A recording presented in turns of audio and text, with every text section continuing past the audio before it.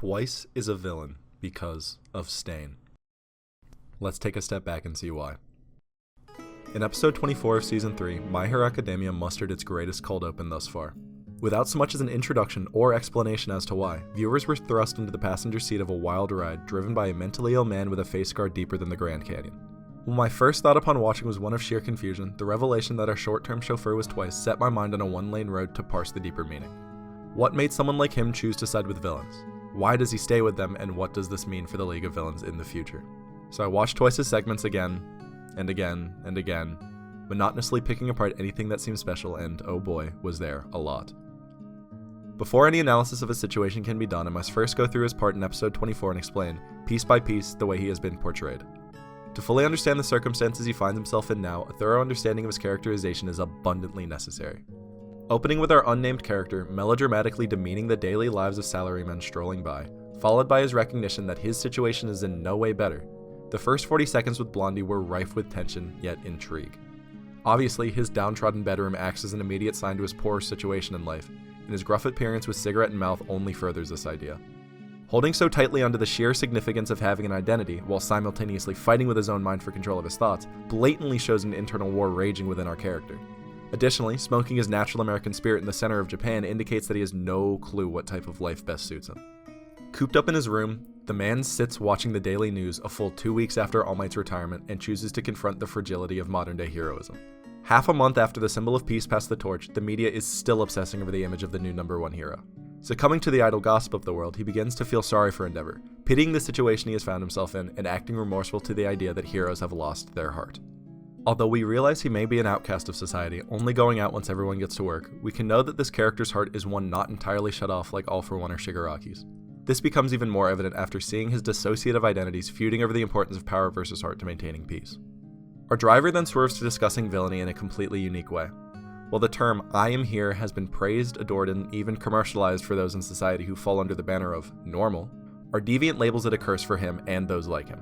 Calling back to the American brand of cigarettes he smoked earlier, and the individualistic nature of American society that so clearly represents, the still unnamed character alludes to his evil alignment by praising villains for being the only ones who remain faithful to themselves. Now that the curse has been removed, the individuals like himself who were split and scared to band together are now free to do so, even in broad daylight. Summing it up, he appreciates the sentiment behind small fries forming their own deviant squads, but momentarily places himself in a seat above them by revealing his true motive for leaving the house. Looking for people with genuine character and resolve.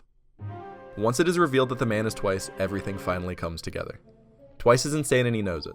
While many people seem to have quirks that embody their personalities, his personality manifested because of a drawback of his quirk.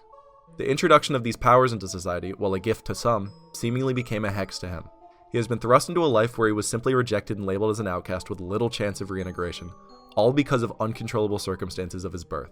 It was never truly his wish to become a villain, but in order to keep himself whole, he had to wrap himself up with allies. Heroes would not be willing to readily accept someone with such massive problems, and the rejection of someone like Endeavor by the popular media is evidence of this. Without anywhere else to go, the man with the incredibly powerful quirk wound up in the only place that would accept him, the League of Villains. Now with this character understood to its fullest potential, I loop back to my claim. Stain's impact effectively shoved Twice to become a villain.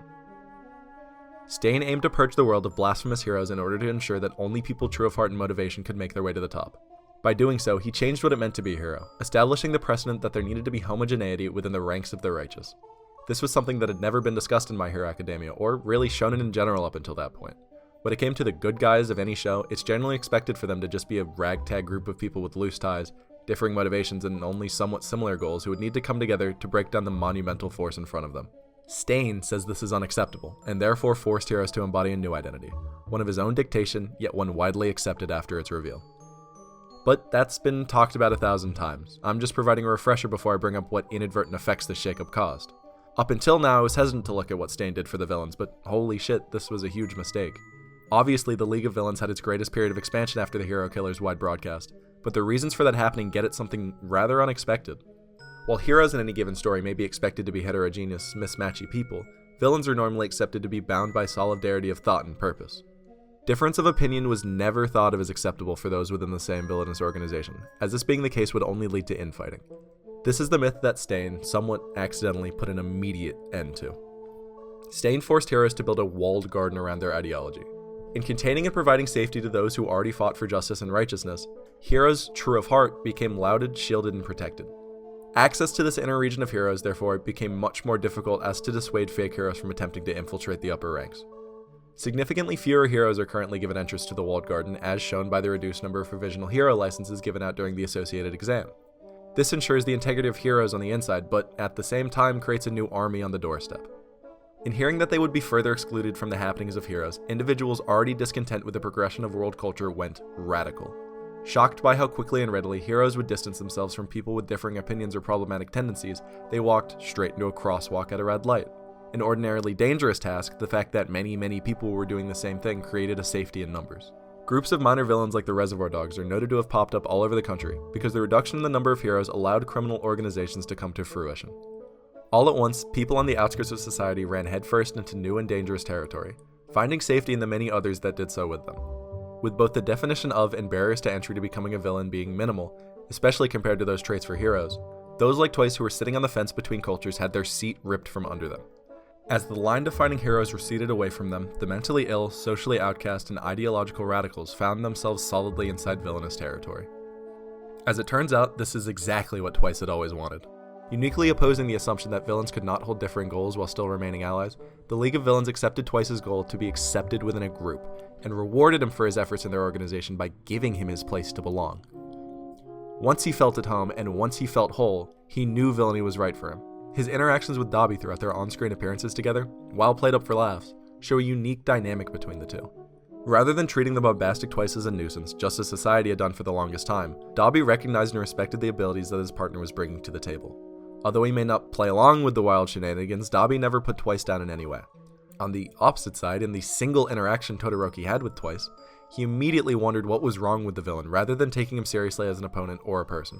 So quick to label anything deviant as incorrect, Todoroki embodies the new defensive stance heroes have shifted into taking as a result of Stain's influence.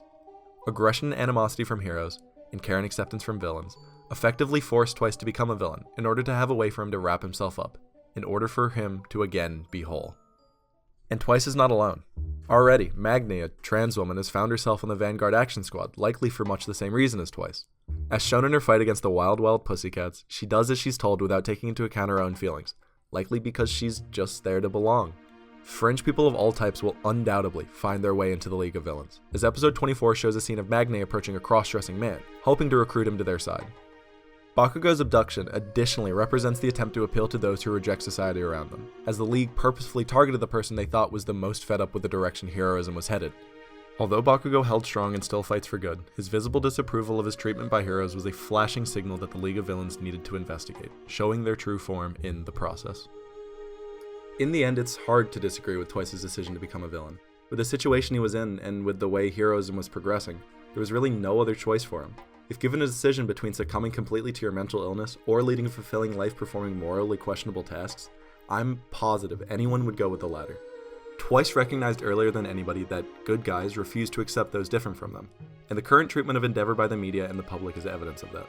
If your number one hero has less support than the swiftly fading image of a dead symbol, who would ever believe that someone like Twice would ever be accepted? Although things may look bleak for a resident Deadpool cosplayer, one can only hope that he finds satisfaction in his new life and can finally go beyond. Subscribe, follow my Twitter, check out my anime list.